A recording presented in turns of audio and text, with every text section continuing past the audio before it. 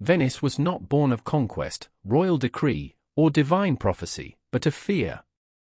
As the Western Roman Empire collapsed in the 5th century, waves of invasion swept across Italy, Huns, Goths, and Lombards burning cities and tearing apart the old order. Desperate civilians fled not toward fortified walls, but into the shallow lagoons of the Adriatic, a desolate landscape of mudflats, reeds, and shifting waters where no army could easily follow. What began as scattered fishing communities slowly transformed into permanent settlements built on wooden piles driven into the mud, a city quite literally rising from water.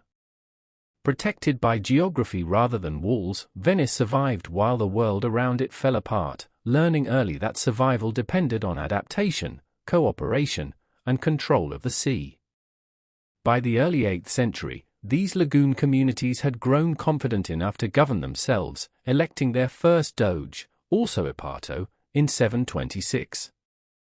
Though nominally under Byzantine influence, Venice increasingly acted independently, balancing powerful neighbors through diplomacy rather than submission. Attempts by Charlemagne and his successors to seize the city failed, defeated not by armies but by disease and the unforgiving marshes.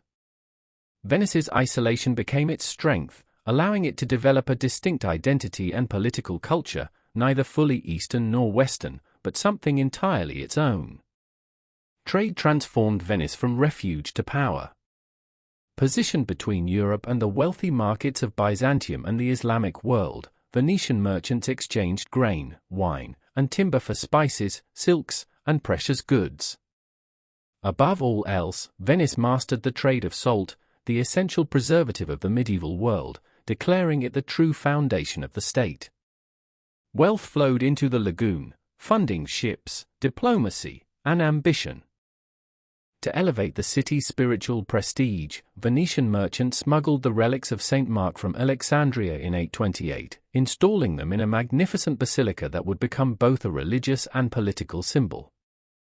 The winged lion of St. Mark soon flew over ships and cities across the Adriatic. Commerce demanded protection, and protection demanded power. Venice built a navy not merely to defend itself but to dominate the seas, driving pirates from trade routes and establishing control over strategic ports and islands. Venetian galleys, sleek, oar-powered warships, became instruments of both war and trade.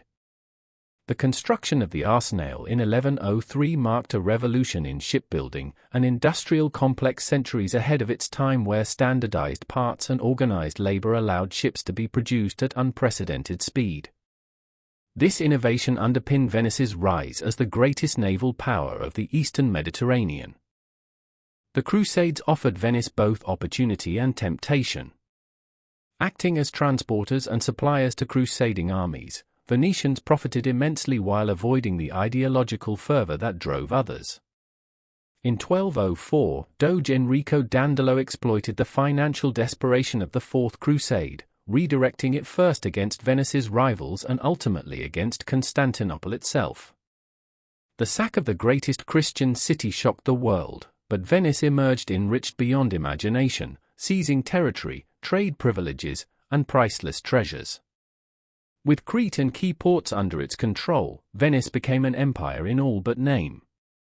Empire brought rivalry, especially with Genoa, another maritime republic determined to challenge Venetian supremacy. For more than a century, the two city-states fought brutal wars across the Mediterranean, their fleets clashing from the Black Sea to Sicily. Venice endured setbacks and near catastrophe, most notably when Genoa's forces occupied Chioggia in 1379, threatening the city itself. In a dramatic reversal, Venice trapped and destroyed the Genoese fleet using gunpowder artillery, securing survival at enormous cost. Genoa would never fully recover, while Venice, though exhausted, endured. Stability became Venice's greatest achievement. While much of Europe was ruled by kings claiming divine authority, Venice developed a complex republican system designed to prevent tyranny.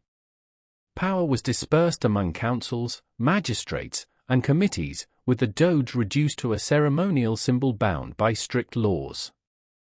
Though dominated by a closed noble class, the system proved remarkably durable, producing centuries of internal continuity.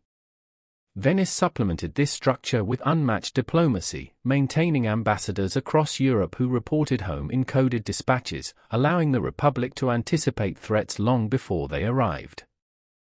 Yet the city could not remain untouched by war. Expansion onto the Italian mainland drew Venice into brutal conflicts with Milan and other powers, fought largely by mercenary armies whose loyalties shifted with coin.